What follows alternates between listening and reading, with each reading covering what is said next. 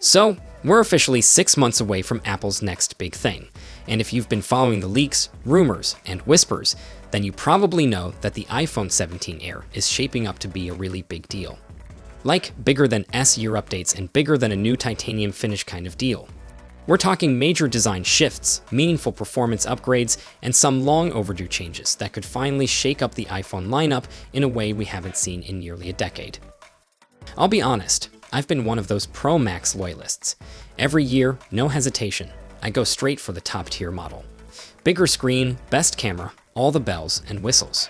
But this year, I'm actually questioning that routine. That's how good the iPhone 17 Air is sounding. Apple seems to be packing so much into this thing that it's no longer just the cheaper big phone. It might actually be the smartest choice. Let's start with the design because that's where this phone really begins to stand out. Apple's finally ditching the traditional triple lens bump in the corner and going for a bold horizontal camera bar that stretches across the back. If you've seen Google's Pixel Pro lineup, you know the look, but in typical Apple fashion, they've refined it. It's sleeker, more symmetrical, and honestly, it just makes more sense. The horizontal bar balances out the weight, prevents that annoying table wobble, and gives the phone a much cleaner aesthetic. It's a small change that ends up having a huge impact on how the phone feels both visually and in the hand. Now the reason that camera bar sticks out so much, and it does, we're talking around 9.5 millimeters of bump, is because the rest of the phone is incredibly thin. Like, shockingly thin. The iPhone 17 Air is expected to be just 5.5 millimeters thick at its thinnest point. That's thinner than any iPhone ever made, and just 0.2 millimeters more than the already razor-thin M4 iPad Pro. That kind of slimness is going to completely change how this phone feels. It's not just about looking sleek. This thing is going to be light, easy to carry, and super comfortable in the hand. No more heavy bricks in your pocket or palm. But when you go that thin, you have to make trade-offs. Apple's solution: push the camera system outward rather than sacrificing on lens quality or sensor size. So while the bump is big, it's a necessary design move to maintain top-tier camera performance without making the rest of the device thicker. Let's talk display. Apple has finally settled on a 6.6-inch screen size for the Air, and honestly, it feels like they've hit the Goldilocks zone. The 6.1-inch Pro can feel a bit cramped, while the 6.7-inch Pro Max often just feels too much. The Air's 6.6-inch display sits perfectly in the middle. Big enough to enjoy videos, games, and multitasking, but still manageable for one-handed use. Interestingly, Apple originally wanted to go even bigger, pushing towards 6.9 inches. But those old iPhone 6 Plus bending nightmares came back to haunt them, so they dialed it back to avoid structural issues. Good call, honestly. And yes, for the first time ever, promotion is coming to a non-Pro iPhone. If you've used a 120Hz display, you know exactly how big a deal this is. Scrolling, animations, gaming, everything just feels smoother and snappier. Going back to 60Hz after using promotion feels like stepping into the past. This upgrade alone makes the Air feel way more premium, and honestly, makes it a more future-proof buy. Now let's address one of the big rumors. MagSafe is staying. There were some early whispers that Apple might ditch it to make room for a bigger battery or new hardware, but that's not the case. MagSafe is safe, and it's not just staying, it's staying useful. Wireless charging is still very much part of the experience, and that's great news for anyone who's invested in MagSafe accessories. But what really caught me by surprise was that the Air is getting the Action Button, the same customizable hardware button that used to be exclusive to the Pro models.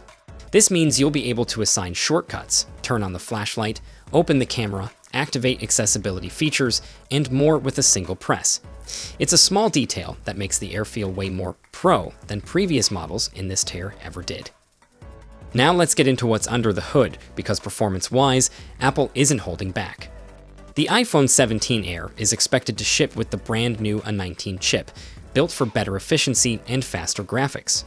Combine that with 8 gigs of RAM, finally, and you've got a phone that's more than capable of handling intense multitasking, big apps, and Apple's new suite of on-device AI features, which they're calling Apple Intelligence. That name might be a little on the nose, but the features sound promising. We're talking about smarter Siri responses, context-aware suggestions, and better personalization without needing to constantly connect to the cloud.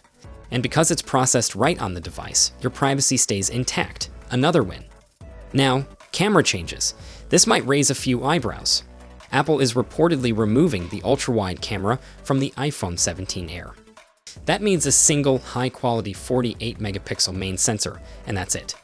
No ultra-wide, no telephoto. But before you panic, Apple isn't just cutting features for no reason. They're improving the main sensor and using digital cropping to simulate 2x zoom with minimal loss in quality. Plus, this change frees up internal space, which Apple is using for a higher capacity battery. So yeah, you're technically losing a lens, but gaining better battery life, a cleaner design, and a camera that's still going to be fantastic for most users. And it's not just the rear camera getting attention. The front camera is getting a huge upgrade too, a new 24-megapixel sensor that should offer significantly better detail and low light performance. For anyone who takes a lot of selfies, shoots social content, or hops on video calls throughout the day, this upgrade is going to be a noticeable step up.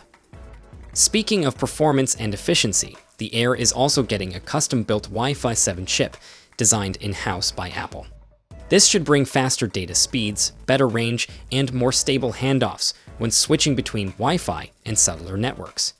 That means fewer dropped calls, smoother streaming, and a more seamless online experience overall. Now let's address the elephant in the room, the port. Originally, Apple wanted the iPhone 17 Air to be the first truly portless iPhone. No Lightning, no USB-C, just MagSafe for everything. But then the EU stepped in with new laws requiring all smartphones to use USB-C, so yeah, Apple had to pivot. The 17 Air will still have a port, and weirdly, it might not even be centered due to how they had to rearrange internal components. It's kind of a weird design compromise, but at least we know the portless dream isn't dead, just delayed. So where does all this leave us? Well, the iPhone 17 Air is shaping up to be a seriously compelling option. It's thinner than anything Apple's ever made, it has a stunning display, premium features like promotion and the Action Button, an upgraded main and selfie camera, better battery life, and top-tier performance thanks to the A19 chip and 8 gigs of RAM. It's not just a cheaper big iPhone anymore, it's a flagship in its own right. And the price, that might be the best part. At a rumored $899, the iPhone 17 Air is replacing the iPhone 16 Plus, but it offers so much more. It's not only a better value, it's a better phone, period. Design, display, performance, features, it's checking boxes we usually only expect from the Pro models, but with a form factor and price point that make it feel more accessible. So now the big question, are you going to stick with your usual go-to, or is this the year the Air steals your attention? Personally, I've never considered switching from the Pro Max before, but this time I'm really thinking about it. So, let me know what you're leaning toward, and keep your eyes peeled. The next few months are going to bring even more details, leaks, and maybe a few surprises before launch. Until next time, peace out.